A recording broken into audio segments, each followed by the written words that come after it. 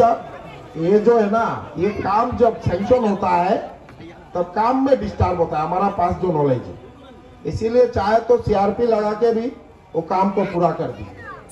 ভিডিওটা লাস্ট পর্যন্ত দেখলে বুঝতে পারবে, কারণ দেখতে পারিতরা যে বিভাগীয় মন্ত্রী কৃষ্ণেন্দু পাল তাইনি কেন আইসন আজকে গিয়ে শনিবার 8 নভেম্বর খালাছড়া বাজারও যে খালাছড়া থেকে গুদামঘাট যে রাস্তা যেটা আর কি এটার কাজ আরম্ভ হইতো, এর লাগে যে উদ্বোধনী যেটা এখানে আজকে খালাছড়া হয়েছে। আর এখানে যে প্রোগ্রাম আসলো প্রোগ্রামও তাই এখানে উপস্থিত হয়েছেন। এখানে আমি আপনাদের ভিডিওটা যেটা আর কি এখান থেকে দেখাই। আর তো এখন দেখতে পারিতরা আর কি বিকাল 4:30 নাগাদ তাইনি কেন আইসন আইয়া যে রাস্তার যে কাজ যেটা আর কি এটার উদ্বোধনী দিয়েছেন। আর এখন স্টেজও তারা এখানে বসিয়া আসুন যে কৃষ্ণেন্দু পাল তাদের সঙ্গে যে আমরা এমএলএ জাকির হোসেন লস্কর তাইনো এখানে আসুন, এছাড়া যে ডিসি মহাশয় তাইনো, এছাড়া মুন স্বর্ণকার যে সমাজ কল্যাণ যে কাজে লিপ্ততা হন তাইন, এছাড়া আরো অনেক মানুষ এখানে আইসুন দেখতে পারিতে আপনারা আনতে। তো আজকে রাস্তা যেটা এটার আর কি উদ্বোধনী হয়েছে, এটা নিয়ে অনেক কথা কইছেন, কথাটা শুনবার একবার চেষ্টা করুন। আপনারা কাজে কোনো বাধা দেবেন না, এটাই আমার রিকোয়েস্ট। আর এই উন্নত কাজে সাধারণত কোনো মানে আমাদের ল্যান্ড নেওয়ার কোনো প্রভিশন থাকে না। আপনারা গ্রামবাসীরা সবাই এইটাই সহযোগিতা করবেন, আমরা যেন পুরো 7.5 মিটার পাই।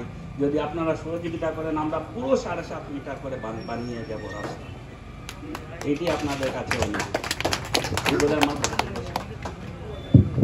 গুদামঘাট এই রাস্তার শুভ শিলান্যাসে উপস্থিত ডিস্ট্রিক্ট কমিশনার অভিষেক জৈন মহাশয়, মঞ্চে উপস্থিত এডিসি ত্রিদীপ রায়,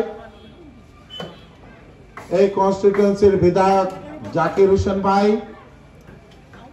এক্সিকিউটিভ ইঞ্জিনিয়ার থেকে আরম্ভ করে সমাজসেবী মুন স্বর্ণকার মহোদয়া, কল্যাণ গোস্বামী আমাদের আরেকজন সমাজসেবী তথা সম্মুখে উপস্থিত সাংবাদিক বন্ধুরা এবং এই এলাকার শ্রদ্ধার নাগরিকবৃন্দ, আজকে বিশেষ করে যে শুধু হাইলাকান্দি নয় সমগ্র আসাম বা বরাক উপত্যকায় বিশেষ করে মাননীয় মুখ্যমন্ত্রী ডক্টর হিমন্ত বিশ্ব শর্মা মহাশয় উনি যে প্রয়াস চালিয়ে যাচ্ছে যে বরাক উপত্যকার প্রত্যেক এলাকায় উন্নত রাস্তা যাতে তৈরি করা হয়, তাই সবাইকে বলবো এখান থেকে জোরে হাততালি দিয়ে মুখ্যমন্ত্রী মহোদয়কে কৃতজ্ঞতা জানানোর। আজকে আমাদের হাইলাকান্দি জেলার অনেক কয়টা রাস্তা আজকে আমরা শিলান্যাস করলাম, বা আগামী আরো কিছুদিনের মধ্যে আবার শিলান্যাস শুরু হবে।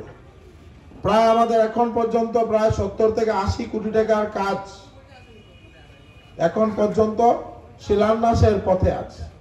আর আগামীতে আরো 1 থেকে 1.5 মাসের মধ্যে প্রায় 100 কোটি টাকার অধিক রাস্তা নতুন হাইলাকান্দির জন্য শিলান্যাস করা হবে এবং কাজ শুরু করা হবে। উদ্দেশ্য একটাই যে প্রত্যেক এলাকার কানেক্টিভিটি, চা বাগান এলাকা হোক, পাহাড় এলাকা হোক, বস্তি এলাকা হোক, প্রত্যেক এলাকা উন্নত রাস্তাঘাট। এখন আমরা এগিয়ে যাব, বরাক উপত্যকা ব্রহ্মপুত্র উপত্যকার সমান তালে আমরা এগিয়ে যেতে পারব। মুখ্যমন্ত্রীর এই প্রয়াস, আজকে এখানে ট্রেনে উঠলে আপনি দিল্লিতে যেতে পারবেন, আগে ট্রেনে উঠলে কোথা থেকে যেতে লাগতো? বদরপুর থেকে। তো এটাই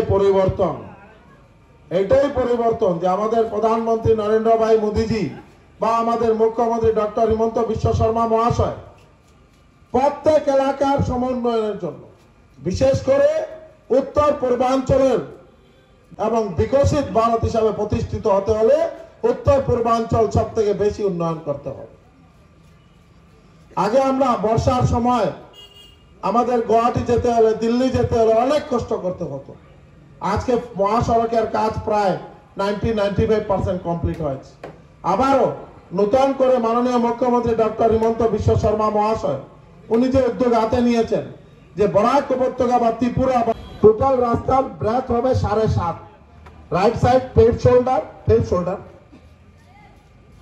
আচ্ছা 1 মিটার এই হলো 7.5। আমরা সবার একই কাজ, ভালো রাস্তা।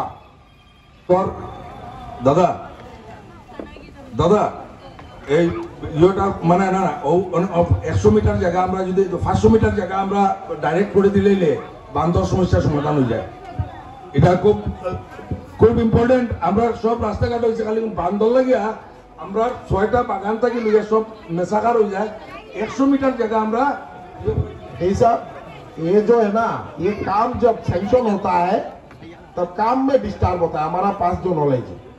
इसीलिए चाहे तो सीआरपी लगा के भी वो काम को पूरा कर दी, और जो इसमें बाधा देगा उन लोगों को ऊपर एक्शन ली।